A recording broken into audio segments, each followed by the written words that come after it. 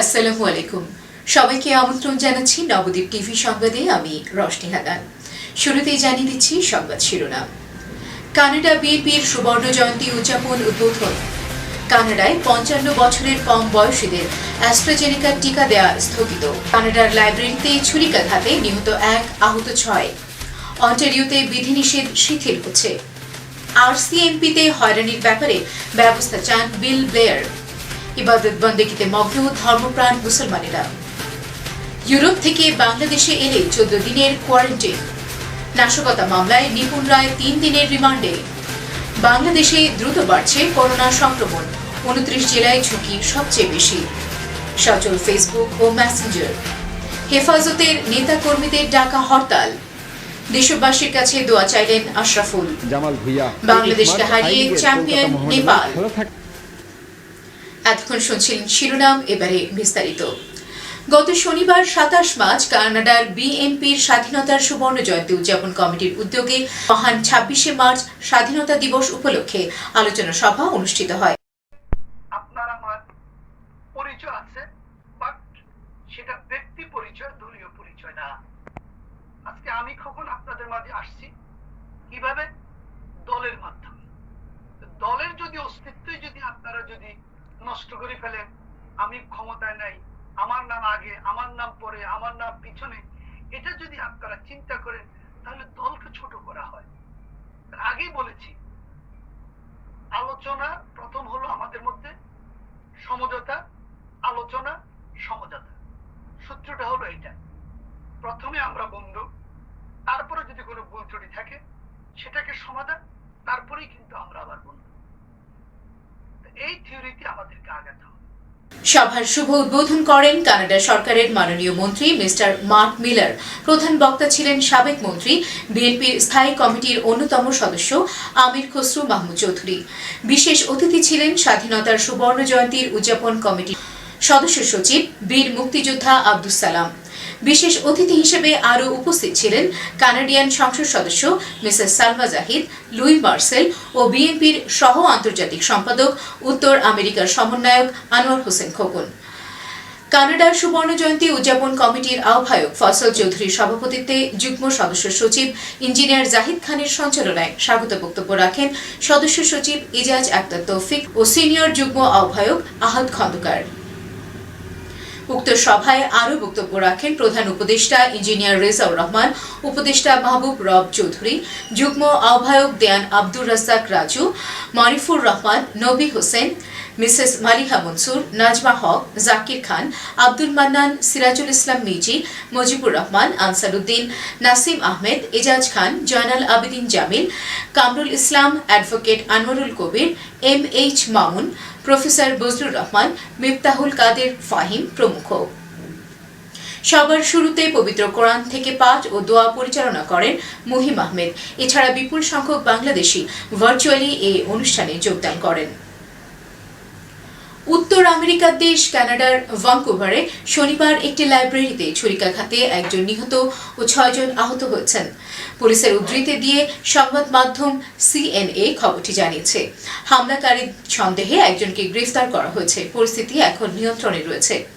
জনগণের ওপর কোনো নিরাপত্তা হুমকি নেই বলে জানিয়েছে রয়্যাল ক্যানাডিয়ান মাউন্টেড পুলিশ। হামলার কারণ সম্পর্কে বিস্তারিত কিছু জানা যায়নি। পুলিশ সার্জেন্ট ফ্র্যাঙ্ক চাং জানান, হামলায় একজন নিহত হয়েছে। হতাহতের পরিচয় জানা যায়নি, তবে তাদের শনাক্ত করতে কাজ চলছে। সিটিভির ভিডিও ফুটেজে দেখা গেছে পুলিশ একজনকে গ্রেফতার করছে। সে গ্রেফতার হওয়ার আগ পর্যন্ত নিজের পায়ে ছুরিকাঘাত করছিল। 55 বছরের কম বয়সীদের জন্য অক্সফোর্ড অ্যাস্ট্রাজেনেকার তৈরি করোনা ভাইরাসের টিকার ব্যবহার স্থগিত করেছে কানাডা। টিকা নেয়ার পর সম্ভাব্য রক্ত জমাট বাঁধার মতো পার্শ্ব প্রতিক্রিয়ার আশঙ্কায় কানাডার National Advisory Committee on Immunization সোমবার দেশটির প্রদেশগুলোতে চলমান টিকাদান কার্যক্রমে 55 বছরের কম বয়সীদের অ্যাস্ট্রাজেনেকার টিকা না নেওয়ার পরামর্শ দেন। সোমবার Quebec, British Columbia, Alberta, Saskatchewan, Manitoba, Ontario এবং নিউ ফাউন্ডারল্যান্ড ও ল্যাব্রাডর প্রদেশ কর্তৃপক্ষ 55 বছরের কম বয়সীদের এই টিকা দেয়া স্থগিত করে। তবে কানাডায় অ্যাস্ট্রাজেনেকার টিকা দেয়া কারো শরীরে এখনো রক্ত জমাট বাঁধার সমস্যা দেখা যায়নি। কানাডার সবচেয়ে জনবহুল প্রদেশ অন্টারিওতে আগে থেকে 60 বছরের বা তার বেশি বয়সীদের এই টিকা দেওয়া হচ্ছে। সেখানকার 63 বছর বয়সী মার্ক মেডেলসন সংবাদ মাধ্যমকে বলেন, 2 সপ্তাহ আগে প্রথম ডোজ নিয়েছেন, কিছুদিন পর দ্বিতীয় ডোজ নেবেন তিনি। হৃদযন্ত্রের অস্ত্রোপচার করা হয়েছিল তার। ন্যাশনাল অ্যাডভাইজারি কমিটি অন ইমিউনাইজেশনের ভাইস চেয়ারম্যান ডক্টর সেল্লে ডিকস বলেন, 55 বছরের কম বয়সীদের বেলায় অ্যাস্ট্রাজেনেকার কোভিড-19 টিকা দিয়ে উপকার পাওয়ার ক্ষেত্রে একটা পর্যায়ে উল্লেখযোগ্য অনিশ্চয়তা রয়েছে। আগে মনে করা হচ্ছিল 10 লাখে একজনের রক্ত জমাট বাঁধার আশঙ্কা রয়েছে, এখন দেখা যাচ্ছে লাখে একজনের এমন হওয়ার আশঙ্কা রয়েছে। ইউরোপ থেকে পাওয়া এমন তথ্যের ভিত্তিতে নতুন সিদ্ধান্ত নেওয়া হয়েছে। ইউরোপে রক্ত জমাট বাঁধার সমস্যা দেখা দেয় ব্যক্তিদের অধিকাংশই 55 বছর বয়সের কম বয়সী নারী এবং এই সমস্যা দেখা দেওয়া লোকজনের 40%-এরই মৃত্যু হচ্ছে বলে জানান ডক্টর শেল্লে ডিকস। কিছুদিন আগে একই পার্শ্ব প্রতিক্রিয়ার আশঙ্কায় জার্মানি, ইটালি, ফ্রান্স, নেদারল্যান্ডস ও স্পেন সহ ইউরোপের 13টি দেশ অ্যাস্ট্রাজেনেকার টিকার ব্যবহার স্থগিত করেছিল। পরে ইউরোপিয়ান মেডিসিনস এজেন্সির এর আশ্বাসে তারা আবার এর ব্যবহার শুরু করেছে। বিশ্ব স্বাস্থ্য সংস্থা যুক্তরাজ্যের কোম্পানি অ্যাস্ট্রাজেনেকা তৈরি টিকাটিকে পুনরায় নিরাপদ ঘোষণা করে। পৃথিবীর 70টির বেশি দেশে অ্যাস্ট্রাজেনেকা তৈরি কোভিড-19 টিকার ব্যবহার চলছে।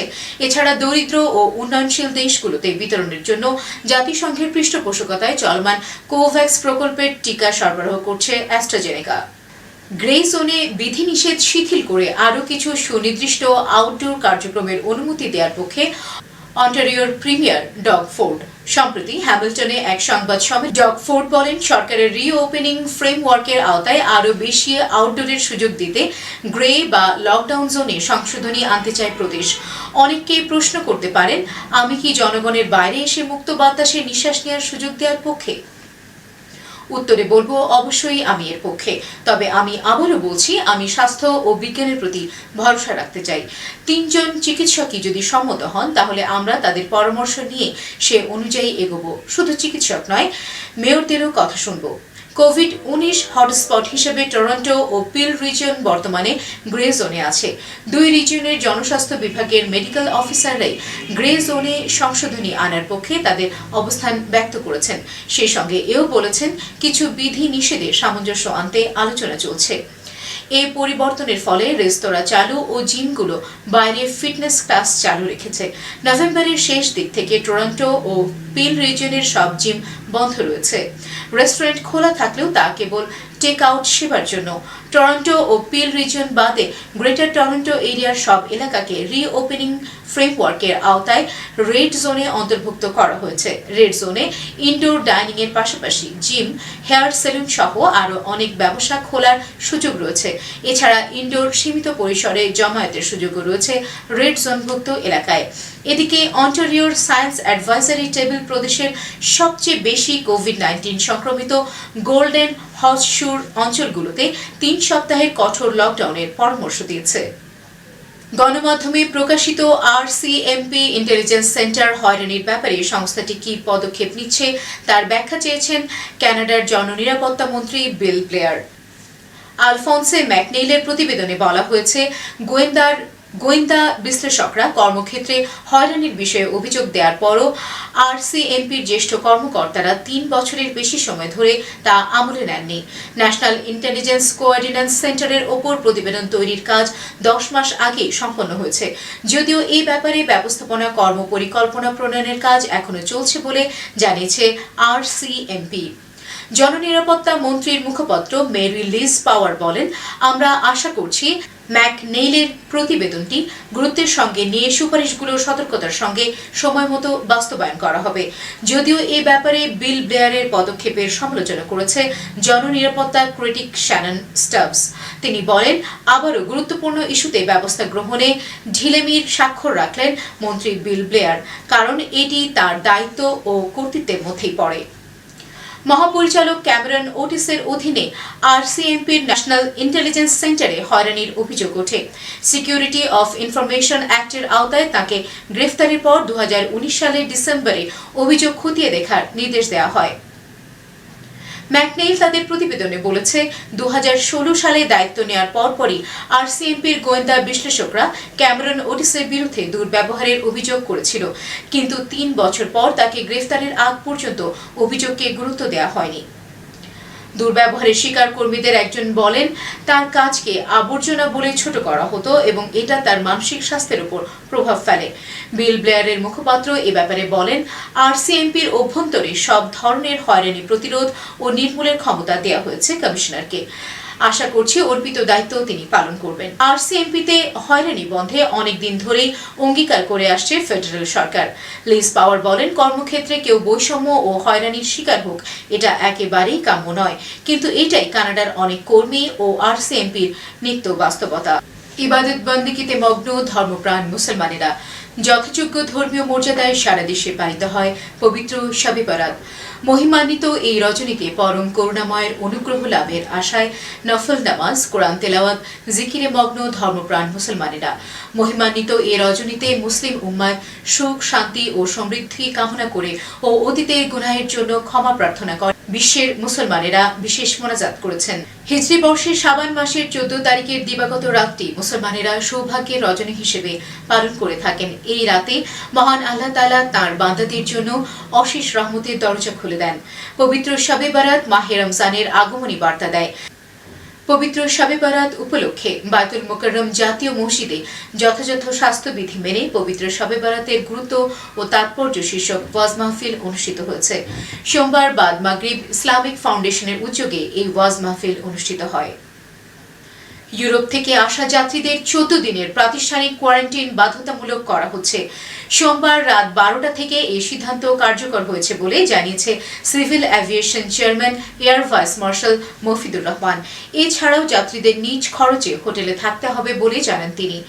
অন্য দেশ থেকে করোনা নেগেটিভ সনদ নিয়ে আসা যাত্রীদের 14 দিনের হোম কোয়ারেন্টাইনে থাকতে হবে।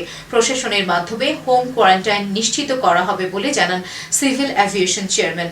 এদিকে দেশে করোনা ভাইরাসের প্রাদুর্ভাব এড়াতে 18 দফা নির্দেশনা দিয়েছে সরকার। এর অংশ হিসেবে দেশের বিমানবন্দর ও এয়ারলাইন্স সহ সংশ্লিষ্টদের জন্য নতুন নির্দেশনা প্রজ্ঞাপন জারি করবে সামরিক বিমান চলাচল কর্তৃপক্ষ। সোমবার রাতে এই প্রজ্ঞাপন জারি করা হয়। বেচিচকের চেয়ারম্যান জানান, সরকার বিদেশ ফেরত সব যাত্রীদের 14 দিনের বাধ্যতামূলক কোয়ারেন্টাইনে রাখার নির্দেশনা দিলেও বর্তমানে তা সম্ভব নয়। প্রাতিষ্ঠানিক কোয়ারেন্টাইনের ধারণ ক্ষমতা অনেক কম, তবে শুধুমাত্র যুক্তরাজ্য সহ ইউরোপের দেশ থেকে যারা আসবেন তাদের জন্য 14 দিনের প্রাতিষ্ঠানিক কোয়ারেন্টাইন বাধ্যতামূলক করা হবে। এছাড়া সম্প্রতি ওয়াইড বডি উড়োজাহাজে 300 যাত্রী নেয়ার অনুমতি দেওয়া হলেও করোনার প্রকোপ বেড়ে যাওয়ায় আবার পূর্বের মতো 260 জন যাত্রী পরিবহনের নির্দেশ দেওয়া হবে।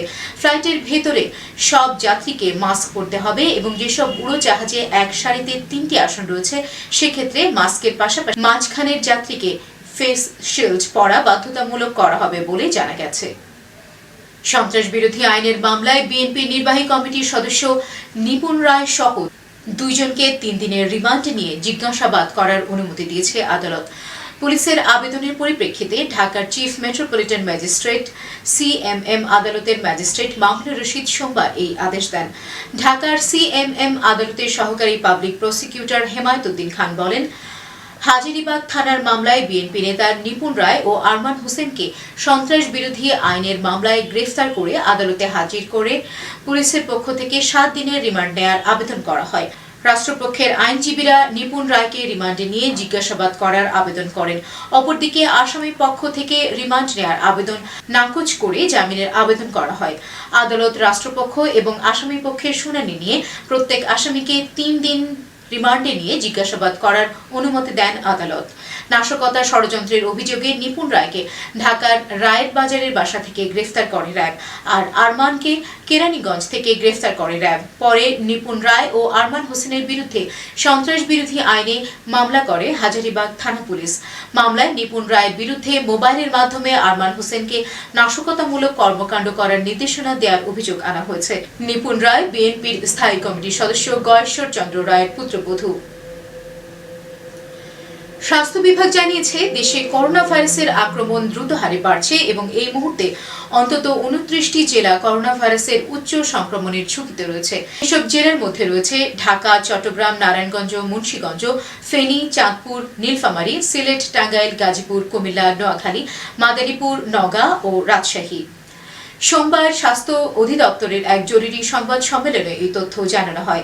এদিন স্বাস্থ্য বিভাগ জানায় 24 ঘন্টার সময়ের মধ্যে দেশে এই যাবৎকালের মধ্যে সবচেয়ে বেশি করোনা ভাইরাসে আক্রান্ত ব্যক্তি শনাক্ত করা হয়েছে। আর এই সময়ের মধ্যে 45 জন করোনা ভাইরাসে আক্রান্ত হয়ে মারা যাওয়ার তথ্য জানান কর্মকর্তারা। 4 দিন পর পুরোপুরি সচল হয়েছে সামাজিক যোগাযোগ মাধ্যম ফেসবুক ও মেসেঞ্জার। সোমবার সন্ধ্যা 7:30টার পর সচল হয় ফেসবুক। বাংলাদেশ টেলিযোগাযোগ নিয়ন্ত্রণ কমিশন বিটিআরসির ভাইস চেয়ার সুব্রত রায় মৈত্র সাংবাদিকদের বলেন, সোমবার সন্ধ্যা 7:30টার দিকে ফেসবুক সম্পূর্ণভাবে খুলে দেওয়া হয়েছে। আইন শৃঙ্খলা পরিস্থিতির কারণে এটি সাময়িকভাবে ডাউন করা ছিল। গত শুক্রবার থেকে ফেসবুক ও মেসেঞ্জার ব্যবহার করতে গিয়ে সমস্যার মুখোমুখি হচ্ছিলেন ব্যবহারকারীরা। গত শনিবার এক বিবৃতিতে ফেসবুক জানিয়েছিল বাংলাদেশে তাদের একাধিক সেবা সীমিত করা হয়েছে। বিষয়টি তারা বোঝার চেষ্টা করছে এবং আশা করছে দ্রুতই তাদের পূর্ণাঙ্গ সেবা আবারও সচল হবে। হেফাজতের নেতাকর্মীদের ডাকা হরতালে ফজরের নামাজের পর থেকে রাস্তায় টায়ার জ্বালিয়ে সড়কের শিমরাইল, মৌচাক ও সাইনবোর্ড এলাকায় অবস্থান নেন নেতাকর্মীরা।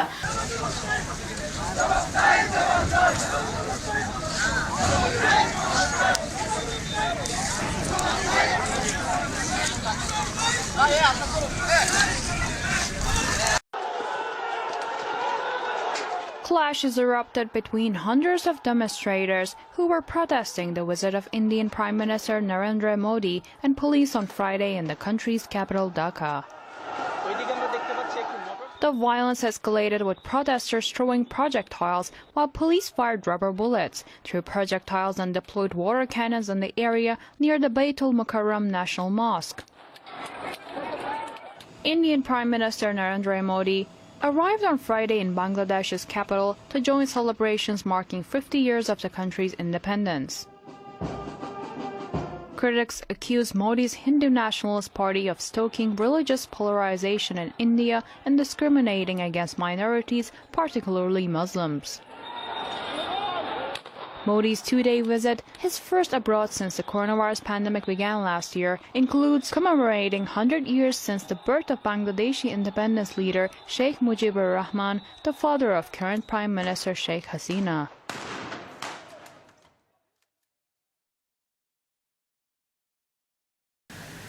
এবারে খেলাধুলার খবর।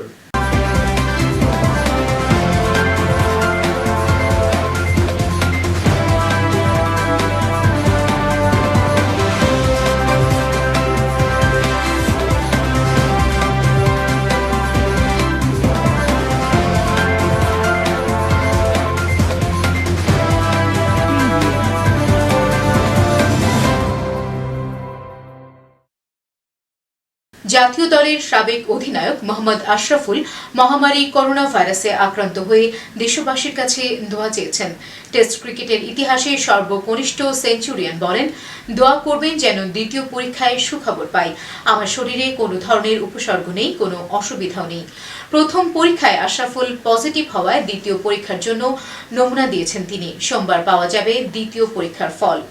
আশরাফুলের ব্যাপারে বাংলাদেশ ক্রিকেট বোর্ড বিসিবি চিকিৎসক মঞ্জুর হোসেন চৌধুরী বলেন, শনিবার আশরাফুলের নমুনা নেওয়া হয়েছিল, ফল পজিটিভ এসেছে। অনেক ভুল রিপোর্ট আসছে, এই জন্য তার দ্বিতীয়বার পরীক্ষার নমুনা নেওয়া হয়েছে। জাতীয় ক্রিকেট লিগে বরিশাল বিভাগের হয়ে খেলছেন আশরাফুল। জাতীয় লিগে ক্রিকেট খেলার জন্যই তার করোনা পরীক্ষা করা হয়েছে। কাঠমান্ডুর দশরথ স্টেডিয়ামে ত্রিদেশীয় টুর্নামেন্টের ফাইনালে বাংলাদেশকে 2-1 গোলে হারিয়ে চ্যাম্পিয়ন হয়েছে নেপাল। সোমবার অনুষ্ঠিত এই ম্যাচে নেপাল 2টি গোলই করেছে প্রথমার্ধে। 18 ও 42 মিনিটে গোল দুটি হজম করেছে জেমিডের শিষ্যরা। 18 মিনিটে গোলরক্ষক আনিসুর রহমান জিকোর দারুণ এক সেভ করেছিলেন কর্নারের বিনিময়ে। 18 মিনিটে গোলরক্ষক আনিসুর রহমান জিকো দারুণ এক সেভ করেছিলেন কর্নারের বিনিময়ে। এই কর্নার থেকেই গোল আদায় করে নেয় স্বাগতিকরা। ডিফেন্ডারের ফিরিয়ে দেওয়া বল বাংলাদেশের একাধিক খেলোয়াড়ের পায়ের ফাঁকে দিয়ে জালে পাঠান সঞ্জয় রায়। দ্বিতীয় গোলটি করেছেন বিশাল রায় 42 মিনিটে।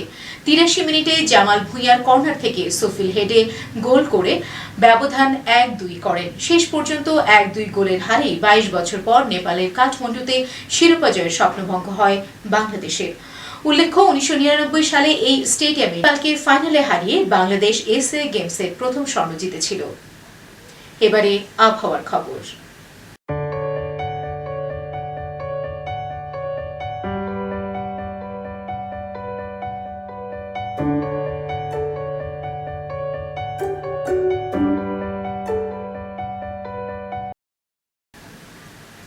চলুন জেনে নেওয়া যাক পত্রিকার পাতায় কি রয়েছে।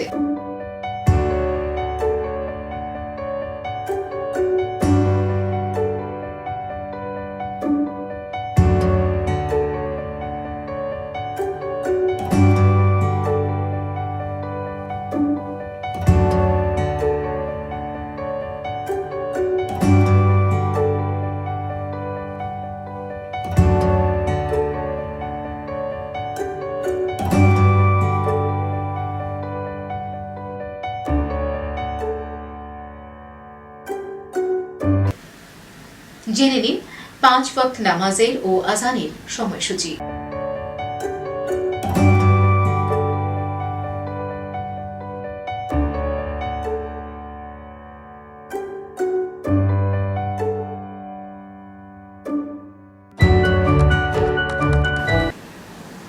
সংবাদ শেষ হলো।